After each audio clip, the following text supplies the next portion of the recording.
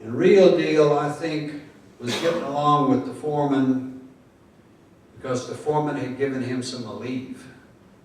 Even Real Deal had back problems. But anyway, he didn't say nothing.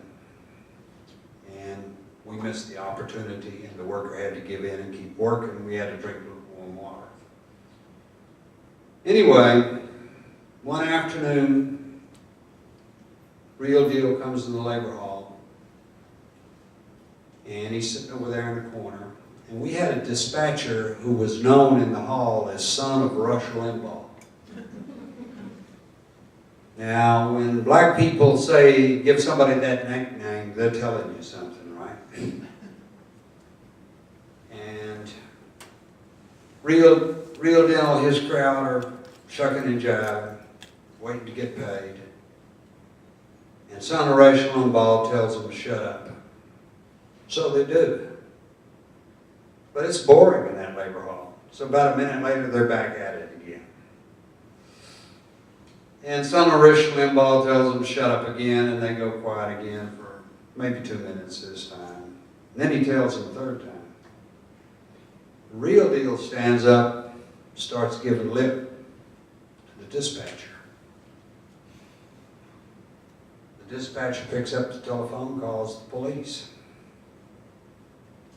Real Deal walks out to the front porch. He's leaving the hall. The man's telling him to get out. I'll call the police. You're going to be arrested. When he gets out on the porch, Real Deal stops there. He's waiting to see if they're going to make him get off the grounds or if his buddies will come join him or what happens next. And here come 3 police cars. And he fights them. Took 5 cops to get him into the car. Of course, he's back in jail again. I checked his jail record. Until that arrest for assault on a police officer, Real Deal had been arrested 39 times in 11 years. Now, I admit that's quite a bit. The other 38 times were for public drunkenness. He never hit anybody. He never stole nothing. He just liked to drink 211, which is sort of a potent version of beer. So he was a harmless guy who, when he wasn't at work, tied one on until that happened. And afterwards, we still had a labor hall. We still caught out. And in the mornings, it was silent. And in the afternoons, we were waiting to get paid. And every one of us missed him. He got out of jail. He's now in a labor hall. Some of his old cronies are over there with him. And they're still carrying on the way they did at ours. It's a perpetual thing for them. If I can say one last thing, it's this. I don't know how many, but a lot of the men I work with were ex-convicts. When they were younger, the ex-convicts on the day labor crew tend to be 35 to 45. I looked up their jail records. I heard them talking about it. You know, when I'd hear them talking, I'd go home in the afternoon and get on the computer and find out what they'd been up for. They were in jail, most of them for selling drugs in the 90s. They've been out 5 or 6 years. They have wives. They have children. They show up for work every day. Some of them are real good workers. They looked out for me. I never had no trouble with them. But because prison records are now on computers, if you're a human relations person, human resources person, and you got one applicant who doesn't have a prison record and another who does, you know which one you're going to hire. So these guys, because of a mistake they made when they were 18 or 19 or 20, are looking at a lifetime of $6 to $8 an hour when there's work. I made $800 to $1,000 a month. If I'd had a car, I could have doubled it. And that would have been the best thing I could have done, $2,000 a month.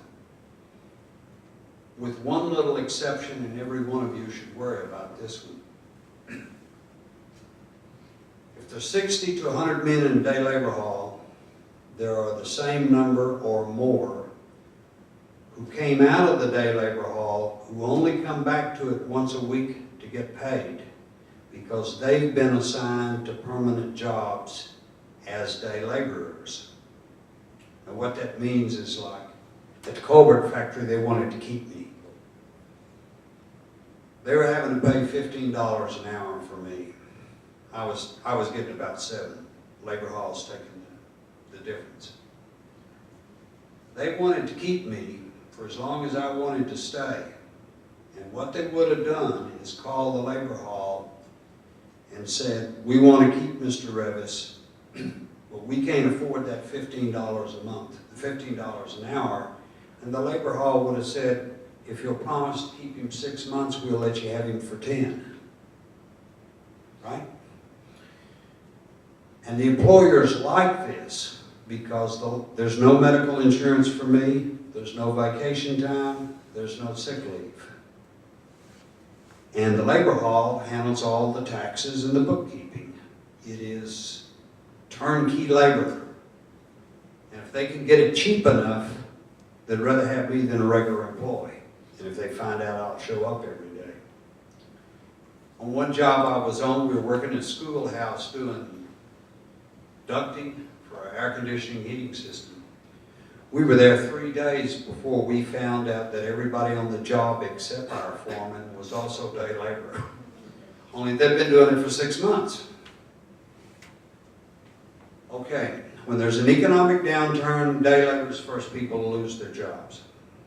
When ours hit in 2008, construction went flat, and that was 30% of my labor hall, 30% of the work.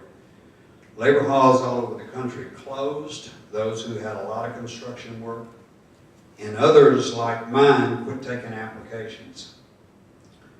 But when an upturn starts, the employer says, things have been looking good the last 6 weeks. Maybe I ought to bring back some of the people I laid off. And one of his associates says, if you do that, we have to put them back on the payroll, and if things turn down again, we have to take them off the payroll and pay unemployment benefits and big hassle, right? So instead they call the labor hall, because there's no unemployment problem, none of that, no unemployment insurance problem for them. It's the labor hall who's the employer by law, and who must take care of that, not the employer. So they call the day labor halls, and they try to replace payroll workers with day laborers. If you think it's a minor phenomenon, Japan, which in 1990 was the country of lifetime employment, in that country, 1/3 of the workers are now contingent because they went through that 10 years of lost decade. So that day labor is a threat to any of y'all who have a regular job, at least a lot of you. And the only solution is, and I don't think we're going to adopt it, is what they did in Europe. In Europe, they outlawed day labor, about 1948. 2000, they re-legalized it. Under these provisions, the day laborer gets paid whatever the person he's replacing got paid, or whatever the industry standard for the work he's doing is. Secondly, the day labor hall has to provide him with health and vacation and sick leave benefits. Now, if you pass a law like that, which the European Union did, day labor becomes not a way to launder workers or to hire cheap workers. It becomes like renting a car. If you really only need it temporarily, you know you're going to have to pay through the year. Ain't that the way it is renting a car? You're going to have to pay a premium. So you don't do it unless it's really temporary. And that forces those employers to put the temps onto the payroll and give them benefits. That would help day laborers more than anything, because all of a sudden, even if they had prison records, blah, blah, blah, they would have permanent jobs. I don't think that's going to happen, because, as I've told you, nobody cares. I don't have anything else to say. I'll take questions.